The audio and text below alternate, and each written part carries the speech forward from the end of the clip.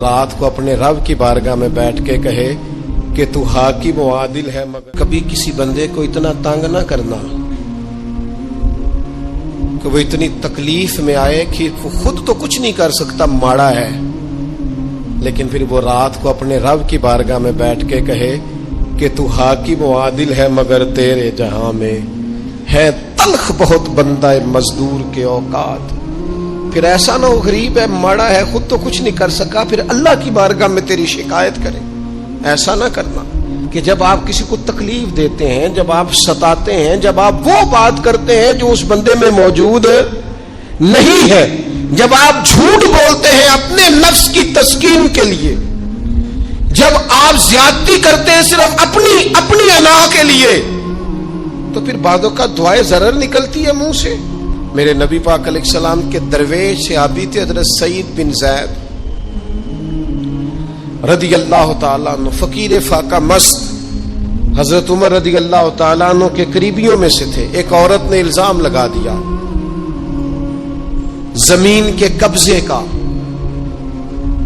میں کیسے آپ سے کہوں کہ جب لوگ کسی ایسے شخص پر جس نے زندگی ساری دیانتداری سے گزاری ہو، لوگ الزام لگاتے ہیں نا، تو یہ بھی نہیں سوچتے ہم بات کس کے بارے میں کر رہے ہیں، کھلی ہوئی زبان ہوتی ہے، جو مرضی کہہ دیتے ہیں۔ حضرت سعید ابن زید پر الزام لگا دیا، اتنا بڑا آدمی، محبوب کا صحابی، اور عورت نے الزام لگا دیا۔ اور جب اللہ والے بد دعا دیتے نہیں، لیکن جب کوئی تکلیف اتنی دے، کلیجہ پھٹ جائے، پھر بندہ کیا کرے؟ وہی بات کہ اب وہ کچھ کہہ نہیں سکتے تھے، ایک عورت پر کس طرح کوئی بات ہو سکتی تھی؟ دونوں ہاتھ اللہ کی بارگاہ میں اٹھائے، یہ صحیح حدیث میں موجود ہے۔ دونوں ہاتھ اللہ کے حضور اٹھا کے عرض کرنے لگے، مالک اگر یہ عورت جھوٹی ہے نا تو پھر اسے اندھا کر دے اور اس کی قبر اس کے گھر میں بنا دے۔ صحابہ فرماتے ہیں کہ حضرت سعید ابن زید کا تو وصال ہو گیا، زمانہ گزر گیا، لیکن ہم نے پھر اس بی بی کو اندھا ہوتے دیکھا ہے، پھر اس کے گھر میں کنواں تھا اور ہم نے اسے اپنے ہی گھر کے کنویں میں گر کے مرتے ہوئے بھی دیکھا ہے۔ میں جانتا ہوں اس بوڑھی عورت کو جس کی بیٹی کو کسی نے بڑا ہی ستایا تھا سسرال والوں نے، اور خامد اس کا موجود نہیں تھا، تو وہ اپنے وہاں سے نکلتے ہوئے نا واپس گھر سے، تو وہ دروازے پہ کھڑی ہو کے کہہ رہی تھی، حضرت صاحب میں گزر رہا تھا، حضرت صاحب گل سننا، بچیوں کا باپ کوئی نہیں، ایک بھائیا بیچارہ کدھر کدھر جائے، ہر چوتھے دن میں یہاں آ کے منتیں کر کے دوپٹے پھینک کے بچی چھوڑ کے جاتی ہوں، آج میں نے اپنا مقدمہ رب کی بارگاہ میں پیش کر دیا، آپ گواہ رہے نا، میرا جرم صرف ہے کہ میں بیٹیاں دی ماں ہوں، گواہ رہے نا آپ، میں نے مقدمہ اللہ کے حضور درج کرا دیا ہے، بیٹی کو حوصلہ دے کے جاتی ہوں، خود نہیں سوتی میں ساری رات، مجھے پتہ ہے میری بیٹی کے ساتھ زیادتی ہو رہی ہے، اور ان کو بھی پتہ ہے لے جا کوئی نہیں سکتے، بندے ماڑے ہیں، تو یہ روز ظلم کرتے ہیں۔ اب میں نے وہ مقدمہ درج کرا، آپ گواہ رہنا، میں نے بڑا منایا اس اماں کو، میں نے کہا اماں اتنے سخت جملے نہ کہنے لگی، کلیجہ اندر سے پھٹ گیا، چھلنی ہے۔ ایک شخص کے کمرے میں جاتی تھی معافی مانگنے، چلو بچی سے غلطی ہو گئی تو اٹھ کے دوسرے کمرے میں چلا جاتا تھا، میں دوسرے میں جاتی تھی کیونکہ میں بیٹی والی ہوں۔ اب میں نے مقدمہ درج کرا دیا ہے، اب میرا رب جانے بہتر انصاف، میں بڑا اللہ کا گناہگار بندہ ہوں، میں نے پھر واقعی وہاں انصاف ہوتے دیکھا، میں نے وہ رنگ بدلتے اور حالات تبدیل ہوتے دیکھے۔ یہ یاد رکھنا، زندگی خود بھی گناہوں کی سزا دیتی ہے، یہاں بھی زندگی خود بھی گناہوں کی سزا دیتی، یاد رکھنا۔ ذرا احتیاط سے منہ کھولنا کسی کے بارے میں، اللہ کے بندوں کے بارے میں اپنی زبانیں ذرا احتیاط سے کھولنا، ذرا خیال کرنا، کسی غریب کے بارے میں جملے سوچ کر بولنا، کسی کمزور کا مذاق اڑانا تو معاذ اللہ ذرا ہوش کرنا، اللہ سے ڈر کے بات کرنا، اس لیے کہ بڑی جلدی انصاف کا وقت آنے والا ہے، بڑی جلدی حالات بدلنے والے ہیں۔ تلک الایام نداولها بین الناس، اللہ لوگوں کے درمیان دن بدل دیا کرتا ہے، پھر لوگوں کو جگہ نہیں ملتی چھپنے کی، رخ چھپانے کی۔ دو ہی باتیں آج آپ کے سامنے رکھی ہیں، ایک تو نیکوں سے دعا لے لو، اللہ والوں سے دعا لے لو، ماں باپ سے دعا لے لو، بزرگوں سے دعائیں، اور دوسرا بد دعاؤں سے بچ جاؤ، دعائے ضرر سے بچ جاؤ۔ کسی کو اتنا نہ ستاؤ کہ بیچارہ خود کچھ نہ کر سکے اور اللہ کے حضور تمہاری شکایت کرے، بچو۔ وہ میں نے بہت پرانا ایک جملہ کہا تھا، پھر کہتا ہوں، غریبوں کی بد دعائیں دن میں نہیں ستاتی، غریبوں کی بد دعائیں رات کو ستاتی۔ جب اے سی پورا لگا ہو، گھر پورا بہترین بنا ہو اور نیند نہ آئے، اور اپنے ہی گھر سے خوف آئے، اور اپنے ہی مقام سے بندہ بے چین ہو کے اٹھے، اور کبھی چھت پہ اور کبھی نیچے، اور پتہ نہیں مجھے کیا ہے اور پتہ نہیں مجھے کیا ہے، تو پھر وہ استغفار کرے، پھر وہ جس کو ستایا اس سے معافی مانگے، پھر جس کا دل توڑا ہے اس سے جا کے اللہ کی رضا کے لیے معافی مانگ کے آئے۔ اس لیے کہ کچھ سکون ایسے ہیں جو صرف معافیوں سے ملتے ہیں۔ نبی پاک رحمت للعالمین ہے، لیکن جب حضور گزرے نا ایک دن طواف بیت اللہ شریف کر کے، تو کفار نے پھبتیاں کسیں، بار بار بلا بھلا کا، ایک طواف بھی حضور نے کر لیا، دوسرا بھی کر لیا، تیسرا بھی، اور پھر انہیں اوجڑیاں ڈالی، کئی تکلیفیں دی۔ تو اس وقت حضور نے پھر دعا کی تھی، اے اللہ گن لے ان لوگوں کو، گن مالک ان بندوں کو، یہ اتنی تکلیف دیتے ہیں۔ حضرت صدیق اکبر فرماتے ہیں وہ جن کے لیے محبوب نے اس دن دعا کی تھی وہ چن چن کے بدر میں قتل ہوئے، سارے گن گن کے وہ لوگ قتل ہوئے۔ کیوں ہم کسی کو اتنا ستائیں کہ اس کے منہ سے پھر ایسے جملے نکلے جو ہم سے سنبھالے نہ جا سکے؟ ہم ڈٹے ہوئے لوگ۔ سرکار نے فلاح انسانیت کے لیے جو دوسرا کام کیا نا، وہ لوگوں کو احساس دلایا ہے کہ اگر غلطی ہو جائے تو تم نے بندوں کے سامنے اپنے آپ کو کلیئر نہیں کرنا، تم نے تو رب کے سامنے اپنے آپ کو کلیئر کرنا، اللہ کے سامنے تم نے بچنا ہے کہ میرا گناہ معاف۔ اور حضور احساس پیدا کرتے تھے۔ بخاری شریف میں قبیلہ غامدیہ کی اس عورت کا تذکرہ موجود ہے جو خود آئی تھی، کوئی گرفتار کر کے نہیں لایا تھا، وہ از خود آئی۔ احساس پیدا ہو گیا نا گناہ کا۔ یہاں بہت ساری غلطیاں کر کے بھی لوگ جب اپنی بات کرتے ہیں تو کہتے ہیں کبھی یاد تو نہیں کسی کے ساتھ زیادتی کی ہو، یاد تو نہیں کبھی کسی کا، بھئی آپ نے اتنے بڑے ولی ہونے کا دعویٰ کر دیا۔ انسان تو انسان رہتا ہے۔ بڑے بڑے لوگ کہہ گئے کہ یا اللہ اگر انجانے میں بھی بھول گئے ہیں تو ہم سے درگزر فرما، لیکن جب ہم تیار ہی نہیں ماننے کو۔ حضرت انس بن مالک کہتے ہیں وہ خاتون آئی، کوئی پکڑ کے نہیں لایا، کسی 14 دنوں کے ریمانڈ پہ نہیں اسے منوایا گیا، اسے وہ خود بخود آئی، اور کریم محبوب علیہ السلام کے سامنے جب وہ کھڑی ہوئی تو اتنے درد سے میں نے کم لوگ روتے دیکھے ہیں جس درد سے وہ روئی۔ عرض کرنے لگی حضور میں غلطی کر بیٹھی ہوں، مجھ سے زنا ہو گیا، مجھے پاک کر دے۔ تو محبوب کریم علیہ السلام نے فرمایا تو کیسے ثابت کرے گی تو نے گناہ کیا؟ یعنی مجرم کو ثابت کرنا پڑ رہا ہے کہ میں گناہ گار۔ یہ وہ کمال ہے کہ انسانوں کو احساس ہونے لگے کہ یہاں ہم غلط ہیں۔ جب اعتراف جرم ہوتا ہے، جب بیماری کی تشخیص ہوتی ہے تو پھر اس کا علاج بھی ہو جاتا ہے۔ حضرت انس بن مالک کہتے ہیں وہ عرض کرنے لگی حضور میرے پیٹ میں ناجائز بچہ ہے۔ حضور نے فرمایا جا جب بچہ پیدا ہو تو پھر آنا۔ وہ 8 ماہ کے بعد آئی تو اس کی گود میں پھول سا بچہ تھا۔ حضور نے فرمایا واپس جا، جب روٹی کھانے لگ جائے تو پھر آنا۔ وہ 2 سال 2.25 سال دودھ پلاتی رہی، پھر جب آئی تو بچے کے ہاتھ میں روٹی کا ٹکڑا تھا۔ کریم محبوب صلی اللہ تعالی علیہ وسلم سے آ کے جب اس نے بات کی تو وہ درد سے روئی، کہنے لگی یا رسول اللہ 3 سال ہونے کو ہیں، میں نے گناہ کیا ہے، میں ساری رات سو نہیں پاتی۔ حضور تڑپتی، اگر اس حال میں مر گئی تو اپنے رب کو کیا منہ دکھاؤں، مجھے پاک کر دے، میرے حال پہ رحم فرمائے۔ محبوب کریم صلی اللہ علیہ وسلم نے بچہ ایک صحابی کو دیا، فرمایا بچوں کی طرح پالنا، اور کہا اسے لے جاؤ، پتھر مار مار کے اسے سنسار کر دو۔ صحابہ کہتے ہیں اسے پتھر لگ رہے تھے اور حضور بے چینی کے ساتھ ٹہل رہے تھے۔ آ کے خبر دی حضور وہ تو وصال کر گئے، انتقال ہو گیا۔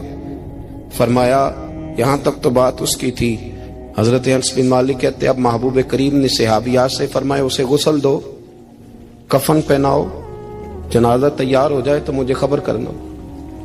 حضرت انس بن مالک کہتے ہیں غسل ہوا، کفن ہوا، جنازہ تیار ہوا تو حیران ہم تب ہوئے جب میرے محبوب نے فرمایا صفے بناؤ میں خود جنازہ پڑھاؤں گا، میں خود جنازہ پڑھاؤں، اور سرکار نے جنازہ پڑھایا تو ایک شخص کی زبان سے نکلا حضور اس ملعون کا معاذ اللہ جنازہ جس نے ناجائز بچہ جنا، اس کے لیے آپ دعا کر رہے ہیں جنازہ پڑھا۔ حضور فرمانے لگے خاموش ہو جاؤ، تم نے گناہ دیکھا ہے اس کا احساس نہیں دیکھا، تم نے غلطی دیکھی ہے لیکن اس کی توبہ کا انداز نہیں دیکھا۔ اور صاحب کنز العمال نے یہ لفظ نقل کیے ہیں کہ کریم محبوب فرمانے لگے اس نے تو ایسی شاندار توبہ کی ہے کہ اگر میں اپنی ساری امت میں بانٹ دوں تو اللہ سب کی مغفرت فرما دے گا۔ احساس جب پیدا ہو جاتا ہے نا اپنے دل کے اندر کہ یہاں میں غلط ہوں، ان العبد اذا اعترف ثم تاب تاب اللہ علیہ او کما قال نبی صلی اللہ علیہ وسلم، رواہ مشکات۔ حضور نے فرمایا جب کوئی بندہ کہتا ہے نا اللہ میں بھول گیا تھا اور پھر وہ توبہ کرتا ہے تو رب اس کی توبہ کو فوراً ہی قبول فرما لیتا ہے۔ حضرت عبداللہ بن حذافہ جہاد کر رہے تھے، روم کے عیسائیوں نے گرفتار کر لیا، 1000 آدمی نے مل کے پکڑا، گرفتار نہیں ہوتے تھے صحابی، 1000 آدمی نے گھیرا ڈالا، گرفتار کر کے لے گئے، اور جب بادشاہ کے سامنے گئے تو وزیر کہنے لگا بادشاہ بندہ بڑے کام کا ہے، اگر ہمارے قابو آ گیا تو فائدہ دے گا، صحابی ہیں حضرت عبداللہ بن حذافہ، حضرت فاروق اعظم کا زمانہ ہے، اگر قابو آ گیا تو فائدہ دے گا۔ بادشاہ کہنے لگا کیوں کیا خوبی ہے؟ کہنے لگے ہم 1000 آدمی تھے، یہ اکیلا قابو نہیں آ رہا تھا، 1000 آدمی تھے، اگر ہماری فوج میں شامل ہو گیا تو بہت بڑا جرنیل ملے گا۔ بادشاہ کہنے لگا کوئی مسئلہ نہیں، 2-3 چیزیں ہوتی ہیں بندے کو خریدنے کے لیے، خرید لیتے ہیں۔ بادشاہ کہنے لگا عبداللہ جتنی دولت تجھے چاہیے میں تجھے دے دیتا ہوں، میرے لشکر میں آ جا، معاذ اللہ اسلام چھوڑ دے۔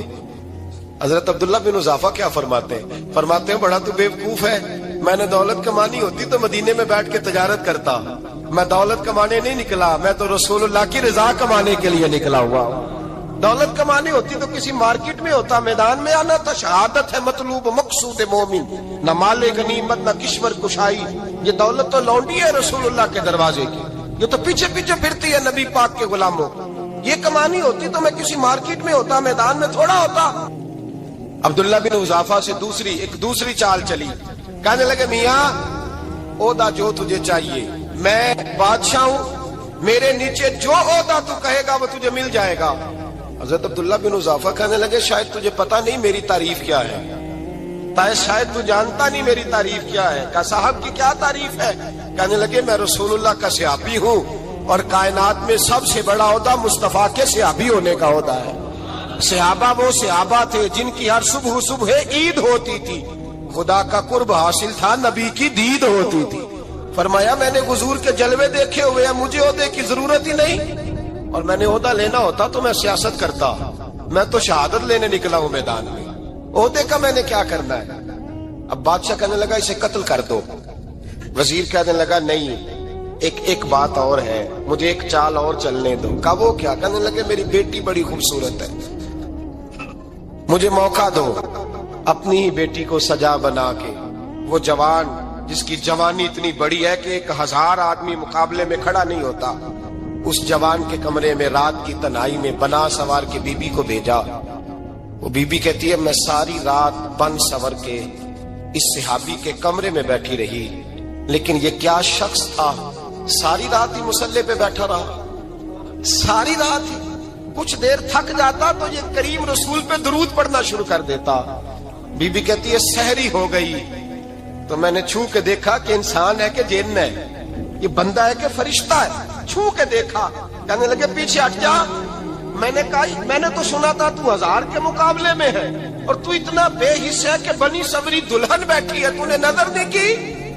عبداللہ بن حذافہ، بی بی کہتی ہے نظر پھر نہیں اٹھائی، نظر پھر جھکی ہوئی ہے۔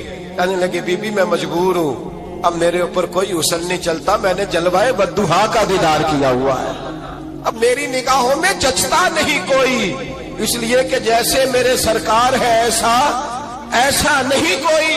کبھی بھی اب نہیں کسی کا میرے اوپر جادو چلتا، میں نے مصطفیٰ کو، اور کہا ذرا پیچھے ہٹ کے بیٹھ، مجھے میرے رسول نے غیر محرم سے بچنے کا حکم دیا ہے، ذرا پیچھے ہٹ کے بیٹھ۔ سحری کا وقت تھا، وہ بی بی کہتی ہے اس نوجوان کے جملے میرا سینہ چیر گئے، کلیجہ پھٹ گیا، چیخ نکلی، میں کفر کے عالم میں روئی۔ میں نے کہا مجھے بتا تو صحیح، آخر یہ جذبہ کہاں سے ملتا ہے؟ آخر یہ روشنی تو میں نے دیکھی نہیں، کہاں سے آتی ہے؟ ایک میرا باپ ہے جو بنا سور کے مجھے تیرے کمرے میں چھوڑ گیا، بتلا یہ کہاں سے کیف آتے ہیں؟ عبداللہ بن حذافہ کہنے لگے اگر کیف لینا ہے تو تو بھی میرے مصطفیٰ کا کلمہ پڑھ جا، آ جا دروازے رسول پہ جھک جا، مل جائے گا۔ سویرے دروازے پہ باپ آیا بیٹی سے رزلٹ لینے، دروازہ کھولا تو بیٹی نقاب پہنے باہر آئی۔ باپ کہنے لگا کیا بلا؟ کہنے لگی پیچھے ہٹ جا، تو غیر محرم ہے، کافر ہے، میں مسلمان ہوں۔ اس نے کہا کیا ہوا؟ کہنے لگی تیرے جیسے کو باپ کہوں، تیرے جیسے کو جو مجھے استعمال کر رہا تھا؟